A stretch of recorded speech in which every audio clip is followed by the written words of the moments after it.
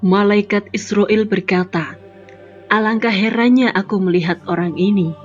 Padahal aku diutus oleh Allah untuk mencabut nyawanya kapan saja.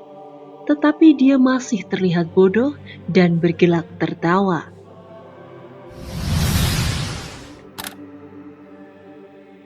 Assalamualaikum warahmatullahi wabarakatuh. Malaikat maut tertawa saat mencabut nyawa orang ini. Malaikat Israel adalah malaikat pencabut nyawa dan salah satu dari 4 malaikat utama selain Jibril, Mikail, dan Israfil. Dalam agama Islam, malaikat Israel selalu kita sebut dengan malaikat maut. Malaikat Israel diciptakan oleh Allah Subhanahu wa Ta'ala dalam keadaan yang serupa dengan malaikat Mikail. Baik wajahnya, ukurannya, kekuatannya, lisannya, dan juga sayapnya. Semuanya tidak kurang dan tidak lebih. Dikatakan bahwa malaikat maut memiliki 4 wajah. 1 wajah di muka, 1 wajah di kepala, 1 wajah di punggung, dan 1 lagi di telapak kakinya. Dia mengambil nyawa para nabi dari wajah kepalanya, nyawa orang mukmin dengan wajah dari mukanya, nyawa orang kafir dengan wajah dari punggung, dan nyawa seluruh jin dari wajah telapak kakinya. Dari kepala hingga kedua telapak kakinya berbulu zaufaran, dan setiap bulu ada 1 juta muka. Di setiap 1 juta muka mempunyai 1 juta mata dan 1 juta mulut dan tangan. Ia juga memiliki 4.000 sayap dan 70.000 kaki. Salah satu kakinya di langit ke-7 dan 1 lagi di jembatan yang memisahkan antara surga dan neraka. Di setiap mulutnya ada 1 juta lidah. Di setiap lidah mampu berbicara 1 juta bahasa. Dan jika seluruh air di lautan dan sungai di dunia disiram ke atas kepalanya, maka tidak setitik pun air yang akan jatuh melimpah. Ketika Allah Subhanahu wa Ta'ala menciptakan al-maut dan menyerahkannya kepada malaikat Israel, maka berkatalah malaikat Israel, "Wahai Tuhanku, apakah al-maut itu?" Maka Allah Subhanahu wa Ta'ala menyingkap rahasia al-maut itu dan memerintahkan seluruh malaikat untuk menyaksikannya. Setelah seluruh malaikat menyaksikan al-maut, maka tersungkurlah semuanya dalam keadaan pingsan selama 1000 tahun. Setelah para malaikat sadar kembali, bertanyalah mereka, "Ya Tuhan kami, apakah ada makhluk yang lebih besar dari ini?" Kemudian Allah Subhanahu wa Ta'ala berfirman, "Akulah yang menciptakannya, dan akulah yang lebih agung daripadanya. Seluruh makhluk akan merasakan al-maut itu." Kemudian Allah Subhanahu wa Ta'ala memerintahkan malaikat Israel alaihi salam mengambil al-maut, karena Allah telah menyerahkannya kepadanya. Allah Subhanahu wa Ta'ala telah memberikan al-maut kepada malaikat Israel alaihi salam. Akan tetapi ia masih khawatir jika ia tidak berdaya untuk mengambilnya, karena al-maut lebih agung daripada dirinya. Kemudian Allah Subhanahu wa Ta'ala memberikan kekuatan sehingga al-maut itu menetap di tangannya. Setelah itu al-maut berkata, "Ya Tuhanku, izinkanlah aku untuk berseru di langit sekali saja." Maka setelah diizinkan, berserulah al-maut dengan suara yang amat keras. "Aku ini adalah al-maut. Tugasku sebagai pemisah orang yang saling mencintai. Aku adalah al-maut. Tugasku memisahkan antara anak dan ibunya. Aku adalah al-maut. Tugasku memisahkan saudara pria dan wanita. Aku adalah al-maut. Tugasku menghancurkan bangunan rumah dan gedung-gedung. Aku adalah al-maut. Tugasku meramaikan kuburan. Aku adalah al-maut. Tugasku mencari dan mendatangi kamu semuanya. Walaupun kamu berada dalam lapis benteng yang amat kuat, dan tiada satupun makhluk yang tidak merasakan kepedihanku. Malaikat Israil alaihi salam diberi kemampuan yang luar biasa oleh Allah Subhanahu wa taala, hingga barat dan timur dapat dijangkaunya dengan mudah. Seperti seseorang yang sedang menghadap sebuah meja makan yang dipenuhi dengan berbagai makanan yang siap untuk dimakan. Sewaktu malaikat Israil alaihi salam menjalankan tugasnya, mencabut nyawa makhluk-makhluk hidup di dunia, ia akan turun ke dunia bersama dengan dua kumpulan malaikat, yaitu malaikat rahmat dan malaikat azab. Sedangkan untuk mengetahui di mana seseorang akan menemui ajalnya, malaikat maut bekerja sama dengan malaikat arham. Diriwayatkan oleh Abdullah bin Abbas, Rasulullah SAW bersabda bahwa malaikat maut memperhatikan wajah manusia di muka bumi ini hingga 70 kali dalam sehari. Ketika ia datang melihat wajah seseorang, ia mendapati orang itu sedang bergelak tawa, maka berkatalah malaikat Israil, "Alangkah herannya aku melihat orang ini, padahal aku diutus oleh Allah untuk mencabut nyawanya kapan saja, tetapi dia masih terlihat bodoh dan bergelak tertawa." Seorang sahabat bertanya, "Wahai Rasulullah, siapakah orang mukmin yang paling cerdas?" Rasulullah SAW menjawab, "Yang paling banyak mengingat mati, kemudian yang paling baik dalam mempersiapkan kematian tersebut. Itulah orang yang paling cerdas." Hadis riwayat Ibnu Majah, Tabrani, dan Al-Hazami. Dalam kitab Tazkirah karangan Imam Qurtubi, Allah Subhanahu wa taala pernah bertanya kepada malaikat maut, "Apakah kamu pernah menangis ketika mencabut nyawa anak cucu Adam?" Maka malaikat maut pun menjawab, "Aku pernah tertawa, pernah juga menangis, dan pernah juga terkejut." Allah Subhanahu wa taala bertanya lagi, "Apa yang membuatmu tertawa?"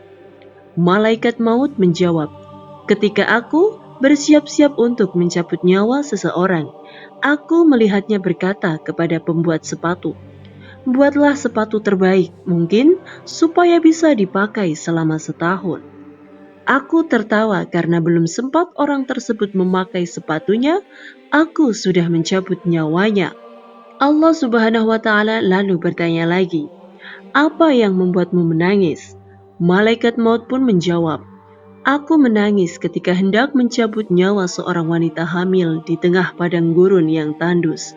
Sementara ia hendak melahirkan, maka aku menunggunya sampai bayinya lahir di gurun itu. Lantas aku mencabut nyawa wanita itu sambil menangis karena mendengar tangisan bayinya, karena tidak ada apapun yang mengetahui keadaan mereka."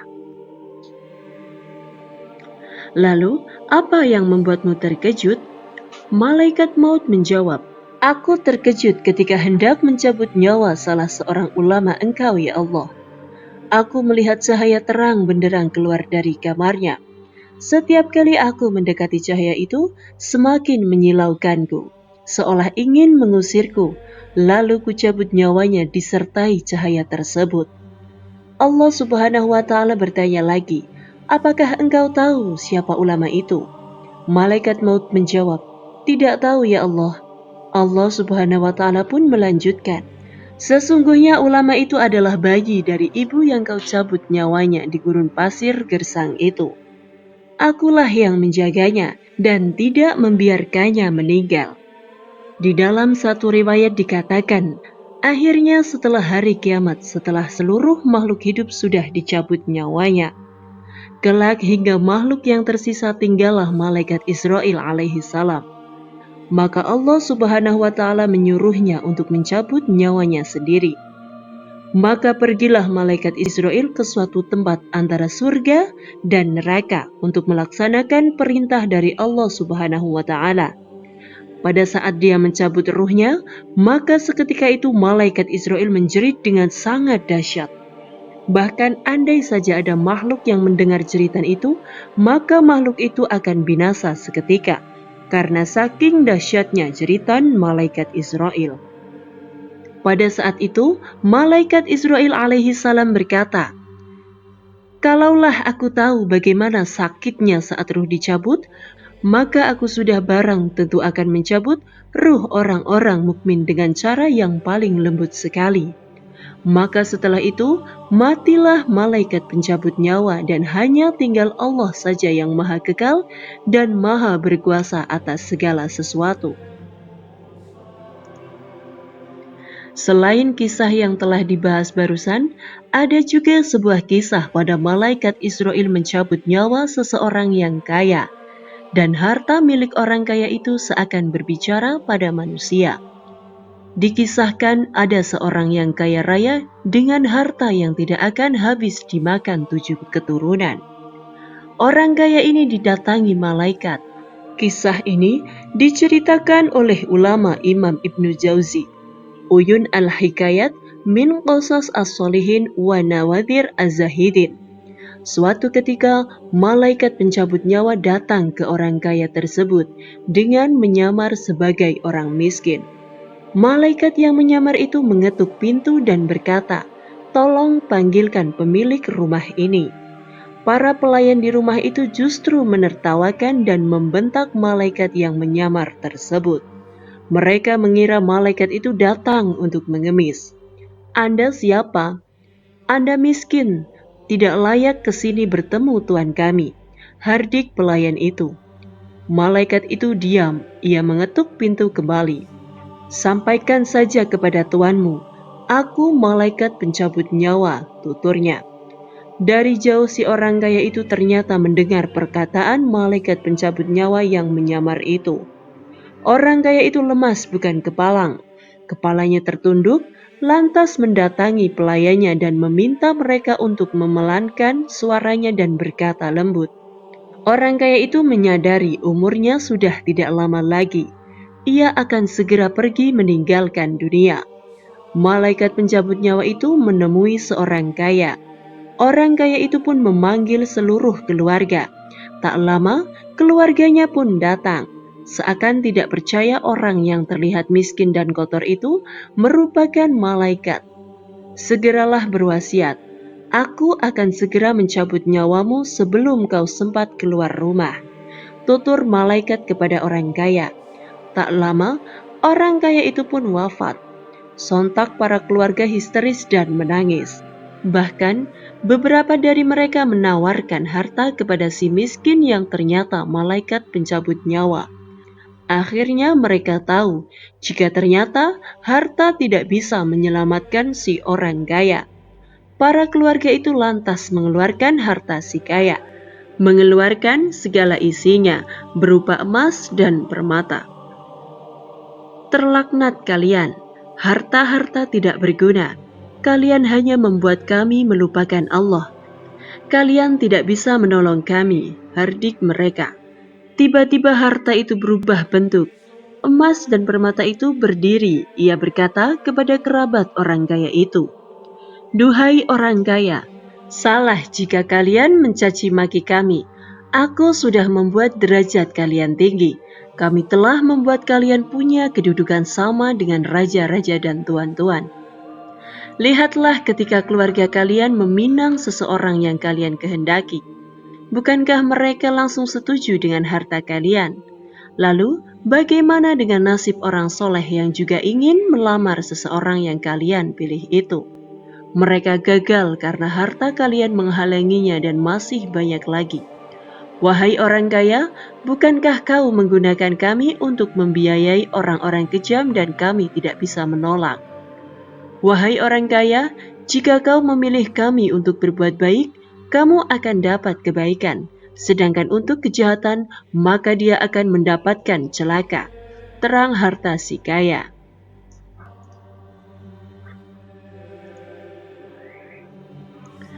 Begitulah kisah harta yang berbicara pada malaikat pencabut nyawa. Dan ternyata, harta tidak bisa melindungi orang kaya dari kematian. Demikianlah kisah yang Muslimah sampaikan kali ini. Semoga kisah ini bermanfaat dan bisa menjadi pembelajaran bagi kita semua. Sampai jumpa pada kisah-kisah selanjutnya. Akhir kata, wassalamualaikum warahmatullahi wabarakatuh.